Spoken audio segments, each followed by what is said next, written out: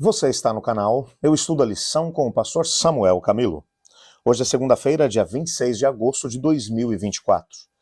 E o tema que estudaremos na nossa lição da Escola Sabatina será Uma árvore amaldiçoada e um templo purificado. O texto que serve como base para o nosso estudo é um texto um pouco mais longo, mas eu gostaria de ler aqui pelo menos os primeiros versículos de Marcos capítulo 11, a partir do verso 12, que diz assim: No dia seguinte, quando estava saindo de Betânia, Jesus teve fome, vendo à distância uma figueira com folhas, foi ver se encontraria nela frutos. Aproximando-se dela, nada encontrou a não ser folhas, porque não era tempo de figos. Então lhe disse: Ninguém mais coma fruto de ti. E os seus discípulos ouviram isso sem dizer nada. Chegando a Jerusalém, Jesus entrou no templo e ali começou a expulsar os que estavam comprando e vendendo. Derrubou as mesas dos cambistas e as cadeiras dos que vendiam pombas e não permitia que ninguém entrasse com mercadorias no templo. E ensinava dizendo: Não está escrito? A minha casa será chamada casa de oração para todos os povos, mas vocês fizeram dela um covil de ladrões.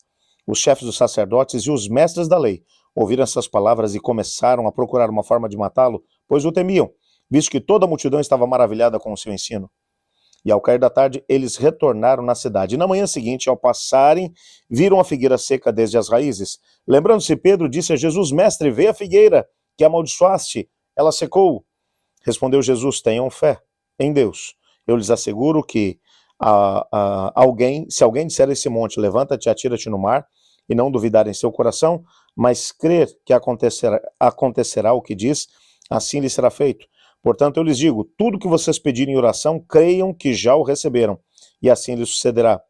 E quando estiverem orando, se tiverem alguma coisa contra alguém, perdoem-no, para que também vosso Pai Celestial lhes perdoe os seus pecados. Mas se vocês não perdoarem, também o Pai Celestial não os perdoará. Esse é um texto realmente complexo. Só relembrando aqui a cena de Jesus durante a semana, essa última semana dele, que foi aberta com a entrada triunfal em Jerusalém no domingo da última semana dele aqui na Terra. Portanto, estamos falando do domingo que posteriormente ficou conhecido como Domingo de Ramos na tradição cristã. Foi o dia quando ele entrou de forma triunfal em Jerusalém. Então, esses episódios acabaram acontecendo na segunda-feira. Segunda-feira, Jesus está retornando de Betânia, ele ficou hospedado na casa de Lázaro, junto com seus amigos. Você vai ver o tempo todo essa mesma dinâmica. Jesus fica hospedado durante a noite em Betânia, uma vila a 3 quilômetros de Jerusalém.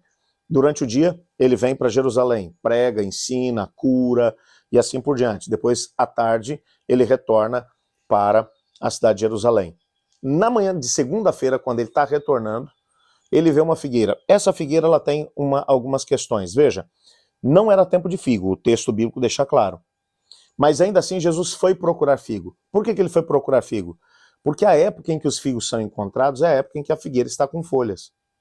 Então, essa figueira, ela tinha a aparência de que estava produzindo, mesmo que não fosse época de figos, mas quando Jesus foi procurar fruto, não havia nele fruto. E Jesus vai amaldiçoar essa figueira. Uma coisa que é completamente contrária à atitude de Jesus até esse momento. Jesus apenas abençoava pessoas. Agora Jesus amaldiçoar uma árvore. Por que ele vai amaldiçoar essa árvore? Porque essa árvore parecia que tinha fruto, dava uma demonstração física de que ela tinha fruto, mas na prática ela não tinha. Então ela era uma forma de engano. Ela enganava aqueles que estavam passando por ali. E se tem uma coisa que deixa o Senhor profundamente chateado, é quando alguém parece que é, mas não é. Existe mais esperança para aquele que está longe do caminho do Senhor, aquele que acabou quebrando, infringindo a lei do Senhor e precisa desesperadamente de Deus, do que para aquele que parece ser religioso, temente a Deus, mas que vive uma vida de falsidade, uma vida dupla. O Senhor, portanto, vai amaldiçoar essa figueira. Veja, essa é mais uma história em formato de sanduíche, onde você deve se lembrar disso.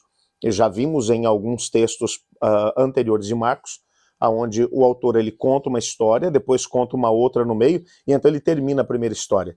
A história do meio é Jesus indo para o templo. O templo estava exatamente em paralelo com aquela figueira. A figueira aparentava que tinha fruto, mas não tinha. O templo era uma das maravilhas daquela época, como mencionei ontem, da cidade, que era uma cidade pequena, com cerca de 1 km², 150 metros quadrados era a estrutura do templo, na parte mais alta, na colina de Ofel. Um templo que na época de Jesus havia sido completamente reformado por Herodes, com mármore branco trazido de Roma. Era uma estrutura que de longe chamava atenção, não era como o Templo de Salomão. O Templo de Salomão é considerado uma das 7 maravilhas do mundo antigo.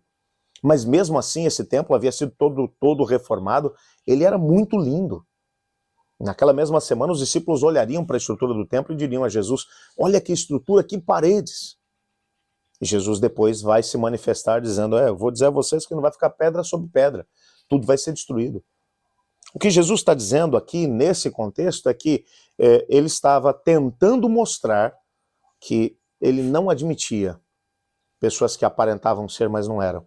E agora, o templo aparentava ser um lugar maravilhoso, um lugar onde Deus tinha a oportunidade de poder estar. Mas ele que era aquele em quem se centralizavam todas as profecias do Antigo Testamento, ele mesmo estava ali agora. E quando ele chega no templo, ele percebe que no pátio dos gentios, estamos falando agora, haviam pelo menos 3 pátios diferentes no templo. A estrutura do templo estava no meio, em volta do templo havia um pátio menor, que era considerado o pátio dos homens, onde eles podiam estar. Depois, um segundo pátio, todos eles cercados por balaústres. No segundo pátio era o pátio das mulheres, somente as mulheres podiam estar ali. E depois um pátio bem maior, que ficava no entorno dele, que era considerado o pátio dos gentios. Os não-judeus só poderiam assistir à cerimônia desse último pátio. Pois bem, os saduceus, que eram quem dominavam os serviços no templo, o sacerdócio naquela época, eles haviam dado autorizações para que uma mega feira acontecesse ali naquele pátio maior. Então, o que eles estavam dizendo era a época das festas. Os não-judeus que poderiam se aproximar do templo para poder entender o que lá acontecia, eles não tinham acesso, porque o único lugar onde eles podiam ficar agora tinha uma feira. E Jesus vai ficar profundamente indignado, vai tomar um chicote e vai expulsar as pessoas daquele lugar. Ele vai dizer: a minha casa será chamada casa de oração para todos os povos. O que é na verdade, um cumprimento, ou cumprimento de profecias do Antigo Testamento. O nosso guia de estudos vai mencionar aqui o texto de Jeremias, que vai cumprir exatamente essa mesma, ou que é Jeremias capítulo 7, verso 11, que vai cumprir aí as palavras exatamente ditas por Jeremias. E ele vai agora fazer com que as pessoas saiam dali daquele ambiente. Ele vai purificar o templo. E agora o livro das Exatas Nações vai mencionar que as pessoas que estavam ali em volta, os cegos, os surdos, aqueles que possuíam algum tipo de deficiência, endemoniados, foram trazidos a Jesus. Jesus os curou ali naquele lugar. Aquela era a última oportunidade para o templo, mas o que vai acontecer, o texto bíblico vai mencionar que os líderes religiosos agora, quando viram Jesus fazendo aquilo, eles tomaram uma decisão: esse cara vai morrer. Decidiram a morte de Jesus Cristo, a partir do momento em que ele purificou o templo. Assim, para eles, já não havia mais esperança. Você consegue perceber o paralelo entre a figueira, que aparentava ter frutos, mas não tinha, e o templo? Agora Jesus se retira do templo. Quando na manhã seguinte eles retornam para Jerusalém, eles voltam para Betânia, passam a noite. Na manhã seguinte, quando eles estão retornando, Pedro olha para a figueira e a figueira estava seca. Aquela figueira era um tipo do que aconteceria com o templo e tudo aquilo que ali estava. O templo seria destruído. E em Jesus, aquele que eles haviam rejeitado, se cumpririam todas as profecias relacionadas ao templo. E agora, o templo deixaria de estar no meio deles, porque eles haviam rejeitado aquele que prefigurava todo o cerimonial do templo. Que coisa triste. Você percebe que o ser humano é assim, o ser humano sempre acha que vai ter outras oportunidades. Sempre acha que amanhã vai ser um outro dia, que amanhã eu não decidi hoje, amanhã vou tomar uma decisão diferente, eu não tomei uma decisão, uma postura firme ao lado de Cristo hoje, posso fazer isso amanhã. A gente sempre acha que o amanhã vai chegar para nós, mas nem sempre chega. Nem sempre chega. Enquanto eu estou gravando essa lição, recebi há poucas horas atrás a notícia de uma pessoa querida, que acabou falecendo, de uma hora para outra. A gente não estava esperando que isso acontecesse, mas ela simplesmente faleceu. A nossa vida é assim, é passageira. Nós não sabemos o que é que vai acontecer no momento seguinte. Por isso, o único tempo que nos pertence é o tempo que se chama hoje. Como já mencionei a vocês, nessa semana eu estou aqui no Rio Grande do Sul, na igreja de Campos Verdes, aqui na região de Alvorada, no Rio Grande do Sul. Estou fazendo uma semana especial para o meu amigo pastor Adilson Barros. Aliás, você que está aqui nas imediações está convidado a fazer parte da programação conosco. Algumas pessoas têm tomado decisões ao lado do Senhor Jesus. Mas quantas outras que olham e sempre pensam, esse não é o tempo, amanhã eu posso tomar a decisão que Deus está me chamando para tomar hoje. Nós nunca sabemos se aquela será a última oportunidade. Durante aqueles 3 anos e meio, Jesus entrou várias vezes no templo. Entrou, saiu, voltou. Mas essa seria a última oportunidade que Jesus estaria dando para aquelas pessoas. E eles a rejeitaram.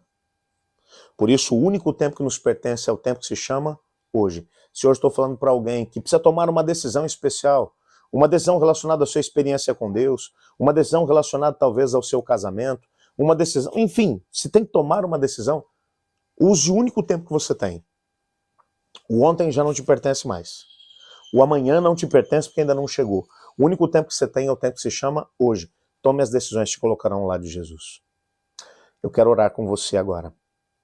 Obrigado, Pai, por tua palavra, por sabermos que o Senhor nos dá tempo e oportunidade para tomarmos decisões importantes hoje. Ajuda-nos a tomar as decisões que nos colocarão ao teu lado. Nós oramos, Pai, inclusive pelos pedidos que foram enviados para a nossa comunidade de oração e aqueles que estão no coração dos seus filhos. Responde de acordo com a tua vontade, pois clamamos em nome de Jesus. Amém. Eu estudo a lição e você?